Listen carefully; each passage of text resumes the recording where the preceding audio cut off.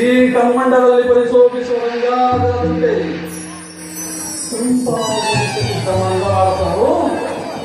ಏನಿದೆ ನಡೆಯುವ ಸಂಸ್ಥಾನಗಳು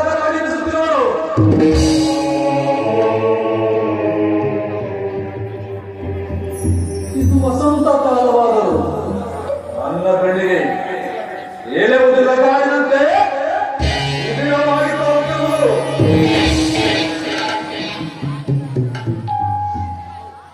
ಅದು ಗಂಧರ್ವ ಪ್ರತಿಯೊಬ್ಬನು ತಲೆ ಬಂದಿರುವನು.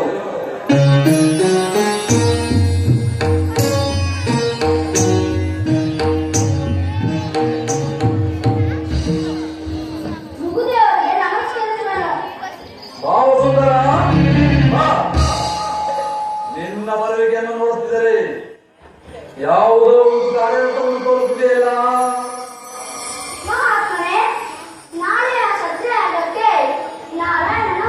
ಶಿವನಾಮದ ಅಮೃತ ಕೊಳವನ್ನು ತರುವನು. ಅದನ್ನು ಸೇರಿಸೋದಕ್ಕೆ ಹೋಗುತ್ತಿದ್ದನು. ಈ ವಿಷಯ ತಿಳಿದಿದ್ದರೆ ತಿಳಿದಿದ್ದರೂ ತಿಳಿದಿರಬಹುದು. ಇದೇನು ಮಕ್ಕಳಾಟವೆಂದು ಭಾವಿಸಿದ್ದೀರಾ? ಸತ್ವ ಯಾವ ಎಂದರೇನು? ನೀವು ಎಂದರೇನು? ಕಾಲುವೆಯನ್ನು ಹಾರಲು ಸಾಧ್ಯವಿಲ್ಲದವನು ಗಗನಕ್ಕೆ ಹಾರುವೆನು ಅಂಬಲಿಸಿದಂತಾಯಿತು. ದೇವತೆಗಳಾಗುವಂತಹ ಆ ಪರಶಿವನೇ ಅಗ್ರಪೂಜೆಯನ್ನು ವಹಿಸುವಾಗ ಅದನ್ನು ಮಕ್ಕಳಾಟವನ್ನು ತಿಳಿಯಬಾರದು. ಅಲ್ಲದೆ ನೀವು ಸಹ ಆ ಪರಶಿವನ ಕರುಣೆಗೆ ಪಾತ್ರರಾಗಿ ಅವನ ದಿವ್ಯರೂಪವನ್ನು ನೋಡಬಾರದೆ. ಆ ಪರಮೇಶ್ವರ ರೂಪದಲ್ಲಿ ನೋಡಬೇಕಾದ ವಿಷಯ ಏನಿದೆ? ಆ ಈಶ್ವರನು ಪರದೇಶಿ ಅಂತಂದರೆ ಅವನಿಗೆ ವರ್ಣನೆ ದೊರೆತಿರುವುದು. ಪರದೇಶಿಗೆ ರೂಪಿಲ್ಲ, ಜನನ ಮರಣಾದಿಗಳ ದುಃಖವಿಲ್ಲ. ಭಕ್ತಿಯ ಸುಖವನ್ನು ಬಯಸುವವರಿಗೆ ಮಾತ್ರ ಆ ಪರದೇಶಿಯು ಪರಮೇಶ್ವರನಾಗಿ ಕಾಣಿಸುವನು. ಸಾಕು ಬಾಯಿ ಮುಚ್ಚು. ಇರುವೆಯ ಕಣ್ಣಿಗೆ ಸಾಸುವೆಯ ಕೊಡಲಾದಂತೆ ನಿನಗೆ ಆ ಪರಶಿವನ ಮಹಾತ್ಮನು ನನಗಲ್ಲ. ಆ ಪರಶಿವನನ್ನು ನಿರಾಕರಿಸಬೇಡ. ಕಾಲಾಂತರವಾಯಿತು, ನಾನಿನ್ನು ಹೊರಡಬೇಕು. ಹೊರಡು.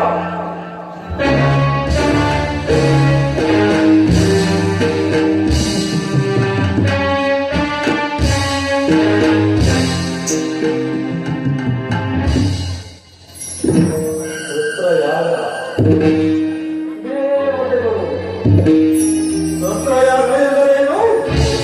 ದೇವತೆಗಳೆಂದರೇನು? ಸ್ವಾಮಿತ್ವ ಕನ್ನಡರು ತಲೆಯೊಂದು ಸಾಲದೆಂದು ನಾಲ್ಕು ತಲೆಗಳನ್ನು ತಿಳಿಸೋಣ. ವೈದಿಕನಾದ ಬ್ರಹ್ಮ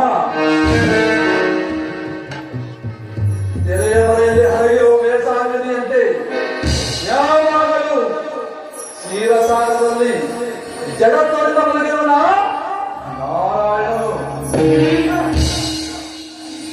ಇಂದು ಹೆಂಡತಿಯನ್ನು ಮೆಚ್ಚಿಸಲು ಸಾವಿರಾರು ಭುಜಗಳನ್ನು ಹೊಂದಿ ಯಾವಾಗಲೂ ಕೈಲಾಸದಲ್ಲಿ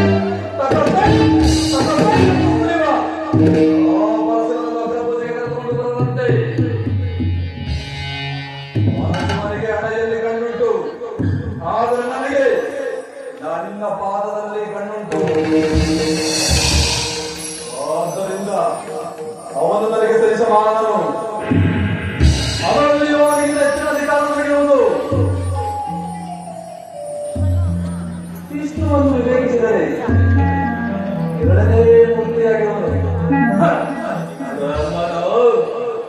ಪೂರ್ವ ಸಾಮಾನ್ಯ ವೇಷಧಾರಿಯಾದ ಪುರೋಹಿತ ಶಿಷ್ಯಂದಿರು ವೇಳೆ ದಶಬ್ರಹ್ಮನ ಅಲ್ಲಿಗೆ ಹೋದರೆ ನನಗೂ ಹೋಗಲು ಅನುಮತಿ ಉಂಟು.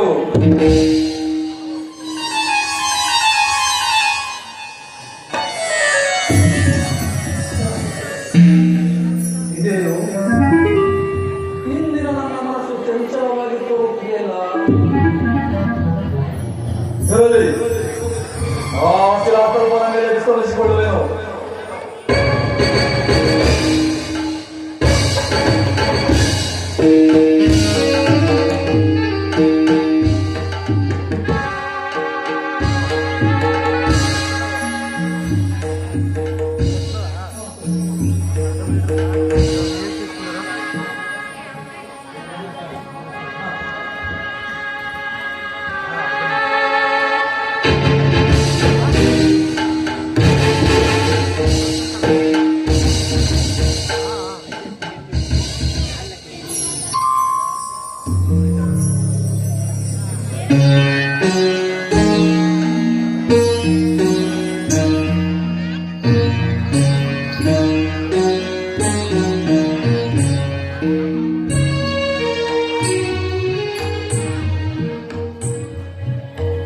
ಕ್ಷೀರ ಸಾಗರ ಸೇನೆ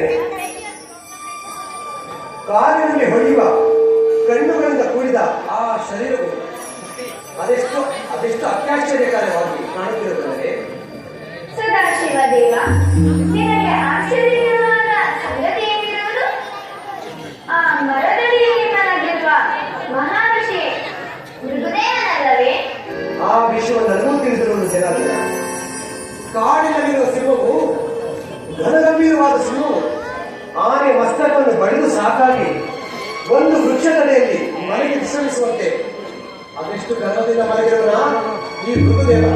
ಹೌದು, ಅಹಂಕಾರದಿಂದ ಮಲಗಿರುವ ಮೃಗುದೇವ. ಹೇಗಾದರೂ ಆಗಲಿ, ನಾನು ಅವನನ್ನು ಎಚ್ಚರಿಸುವೆನು. ಎಚ್ಚರಿಸು ನಾರಾಯಣ.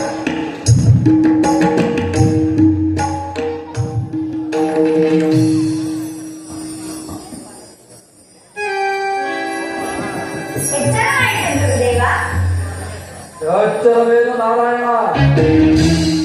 ಈ ಗುರುದೇವನು ತನ್ನ ಆತ್ಮಜ್ಞಾನದಲ್ಲಿ ಯಾವ ಸದಾ ಎಚ್ಚರವಾಗಿರುವನು. ಅದರಲ್ಲಿ ಅವನಾರು ಆ ಶಿಲಾತರ್ಪದ ಮೇಲೆ ಕುಳಿತಿರುವ ಶಿವಯೋಗಿಯು ಅವನೇ ಪರಮಾತ್ಮನಾದ ಪರಶಿವನು.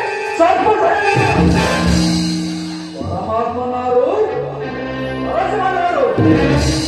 ನೀವಿರುವರು ಇನ್ನೂ ಚಿಕ್ಕವರು, ನಿಮಗಾವುದು ತಿಳಿಯದು. ಅದರಲ್ಲಿ ಬಹು ಸಂಭ್ರಮದಿಂದ ಇಲ್ಲಿಗೆ ಹೋಗುತ್ತಾ ಒಂದು ಕುಳಿತಿರುವಿರಿ. ದೇವ, ಗಂಧರ್ವರು ಶಿವಚಂದ್ರ ಪೂಜೆಯನ್ನು ಮಾಡುತ್ತಿರುವರು. ಅಲ್ಲಿಗೆ ಸಾಂಬಶಿವನನ್ನು ಕರೆದುಕೊಂಡು ಹೋಗುತ್ತಿದ್ದೆ. ಹೋಗುವಾಗ ದಾರಿಯಲ್ಲಿ ತಮ್ಮ ದರ್ಶನವಾಯಿತು. ನಿಮ್ಮನ್ನು ಎಚ್ಚರಿಸಿ ಆಯಾಸವನ್ನುಂಟು ಮಾಡಿದ ಋಣ ತೀರಿಸುವುದಕ್ಕಾಗಿ ಇಲ್ಲಿ ನಿಮ್ಮ ಪಾದಗಳನ್ನು ಒತ್ತಿ ಮುಂದೆ ಹೋಗುವೆನು. ನಿನ್ನ ವಿವೇಕಕ್ಕೆ ಮೆಚ್ಚಿದವರ ಶ್ರೀಮತಿ ನೀನಾದೆ ಈ ಗುರುದೇವನ ಸದಾಶಿವ ಮೂರ್ತಿ, ನೀನೇಕೆ ಮೌನವಾಗಿ ಕುಳಿತಿರುವೆ? ಮೌನವಲ್ಲದೆ ನಿಮ್ಮಲ್ಲಿನ ಮಾತೇನು ಪ್ರದೃಶ್ಯ?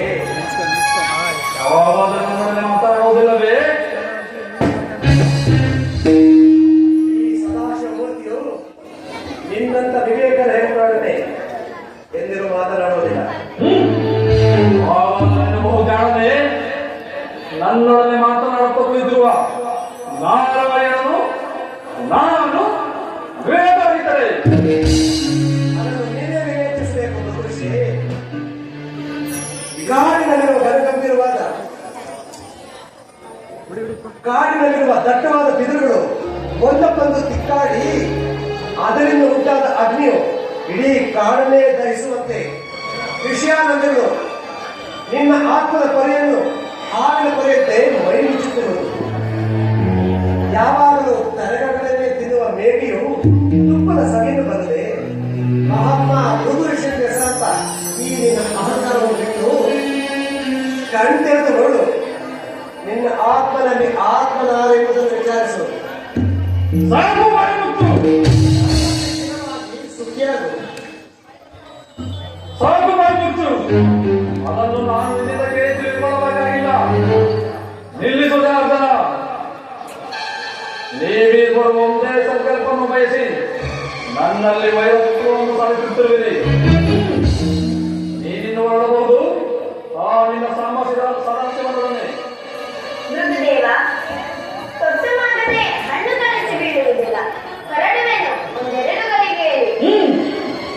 ಸಾಕೋಸ್ಕರವಾಗಿ ನಿನ್ನ ಕಾರ್ಯದಲ್ಲಿ ಅರಿವಿಲ್ಲ ಈ ಋಷಿಗೆ. ಸಾಕು ಮಾಡಿಬಿಟ್ಟು.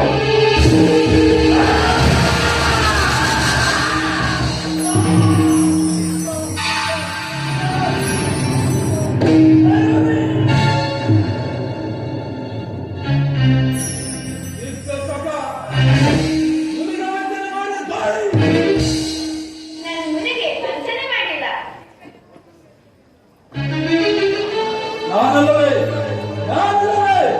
ಅನೇಕ ಮುನಿಗಳ ಬಳಸಿರುವ ದೇವರು. ನೀನಾದೇಕೆ ಸಂದರ್ಭದಲ್ಲಿ ಮೃಗದೇವ? ನಿನ್ನ ವೇಷಭೂಷಣಗಳನ್ನು ನೋಡಿದರೆ ಶಿವಯೋಗಿ ಅಂತ ಕಾಣುವೆ. ಆದರೆ ನಿನ್ನ ಆತ್ಮದಲ್ಲಿ ಶಿವನಿಲ್ಲ. ಕುಂದರದ ರಥವಂತೆ ಎಡದವಾದ ನನ್ನ ಪಾದವನ್ನು ಕಿತ್ತಿಸಿದೆ. ಇದೇನು ನೀನು ಕಲಿತಿರುವ ಮಹತ್ತರವಾದ ಮೋಸ. ಮೋಸವಲ್ಲ, ಋಷಿಯ ಅಹಂಕಾರದ ನೇತ್ರವನ್ನು ಕಿತ್ತೆಸೆದು ಅವನಿಗೆ ಉಪಕಾರ ಮಾಡಿದ್ದು ಮೋಸವೇ? ಶಾಂತನಾಗು ಮೃಗದೇವ. ನಿನಗಾದ ಪ್ರಯತ್ನದಿಂದ ನೀನೇಕೆ ಅಂಬಲಿಸುವೆ?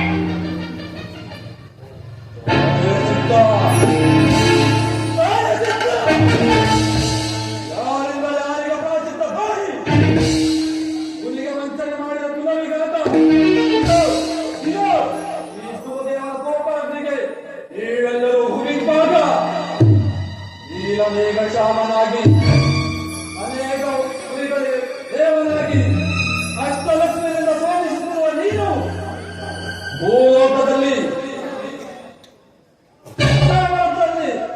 ಜನ್ಮವೆತ್ತು ಇದೆ ಇದೆ ಈ ಗುರುದೇವನ ಅನೇಕ ತಪಸ್ಸಿನ ಸಾಪ.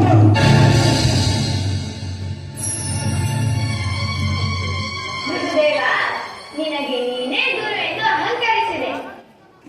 ಆದ್ದರಿಂದ ನಿನ್ನ ಶಾಪವನ್ನು ನಾನು ಬಲವಾಗಿ ಪಡೆದೆ. ಭೂಲೋಕದಲ್ಲಿ ಮತ್ಸ್ಯ, ಕೂರ್ಮ, ವರಾಹ, ನರಸಿಂಹ, ವಾಮನ, ಪರಶುರಾಮ, ರಾಮ, ಕೃಷ್ಣ, ಬುದ್ಧ, ಕಲ್ಕಿ ಈ ದಶಾವತಾರಗಳನ್ನು ಭೂಲೋಕದಲ್ಲಿ ತಾಳಿ ದುಷ್ಟ ಶಿಕ್ಷಣೆ ಶಿಷ್ಟ ರಕ್ಷಣೆಯನ್ನು ಮಾಡುವೆನು. ಇದರಿಂದ ಮೃಗದೇವ, ನಿನ್ನ ಶಾಪದಿಂದ ನನಗಾಗುವ ತೊಂದರೆ ಏನೂ ಇಲ್ಲ.